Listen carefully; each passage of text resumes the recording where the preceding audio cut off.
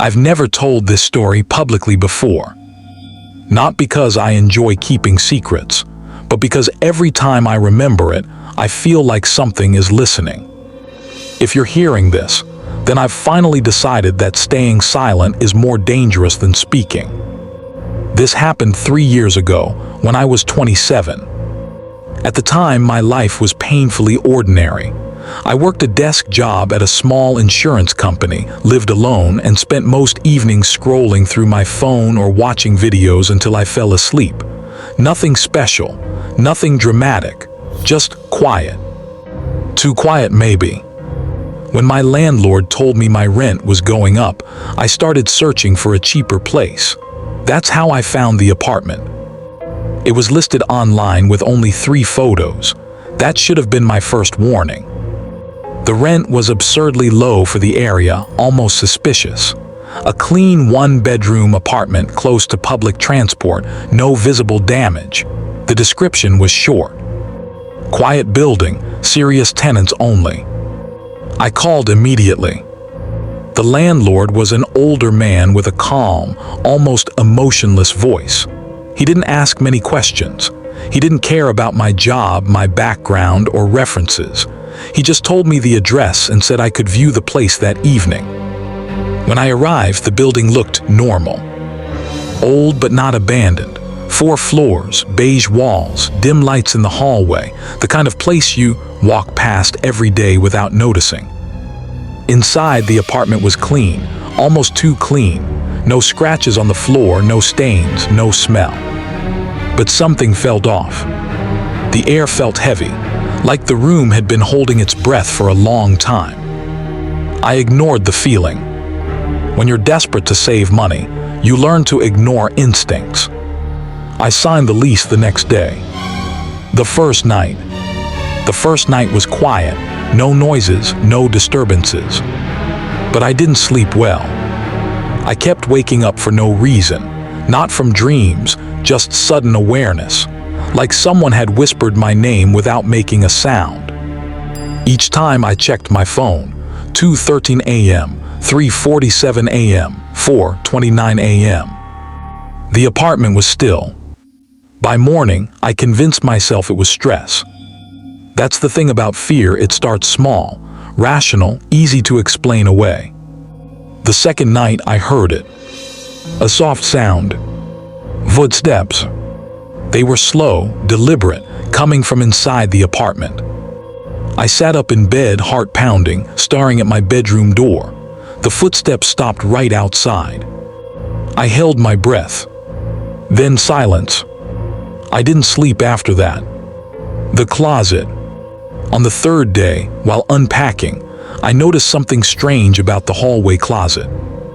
It was locked. That didn't make sense. It was inside my apartment. Why would a closet need a lock? I checked the lease. Nothing mentioned about restricted areas. I tried the handle again. Locked. That night I heard the footsteps again. This time they came from the hallway, from the direction of the closet. I turned on all the lights. Nothing. The next morning, I confronted the landlord. "Oh," he said casually, "that closet stays locked." "Why?" I asked. There was a pause, just a second too long. "Old wiring," he said, "not safe." That answer didn't sit right with me. But I accepted it. I shouldn't have. The neighbors. I started noticing that I never saw the same neighbor twice. People passed in the hall, sure, but they never spoke, never made eye contact, like they were avoiding something. Or someone. One evening, I ran into a woman from the 3rd floor while taking out the trash. She looked exhausted, dark circles under her eyes. "Does this building make noises at night?" I asked casually. Her face went pale. She stared at me for a long moment, then whispered, "Don't let it know you hear it." Before I could ask what she meant, she walked away. That was the moment I realized something was seriously wrong. The scratching. It started on the 5th night. Scratching sounds. Slow, rhythmic. Coming from inside the closet. I pressed my ear against the door, my skin crawling. Scratch, scratch, pause. Then a faint sound, almost like breathing. I backed away.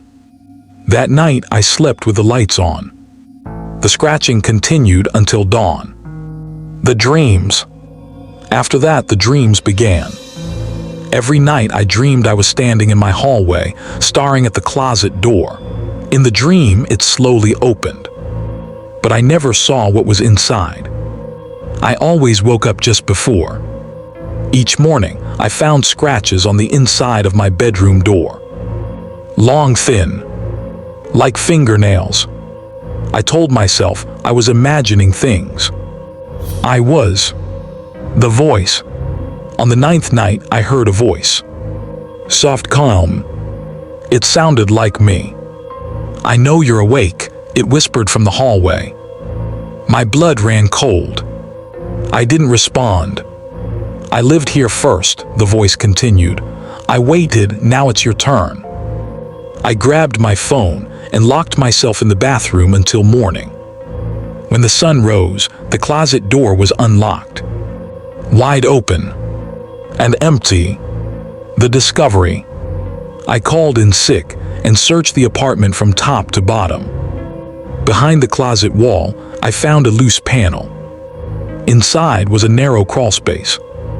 And inside that, photos. Dozens of them. Each one showed a different tenant. Sleeping. All taken from inside the apartment. The last photo was of me. Taken the night before. The truth. I went straight to the police. They investigated the building. The landlord was gone. So were the other tenants. Records showed the building had been condemned 10 years earlier after a man died inside his apartment. Starvation. He had locked himself in. The closet. They never found the body. The last night, I moved out immediately. Or at least I tried to. That night in my new place, I heard footsteps again. Slow, familiar. And a whisper from the hallway. You can't leave until someone takes your place. I don't sleep in apartments anymore. I don't use closets. And every night at exactly 3:47 am, I hear scratching from inside my walls.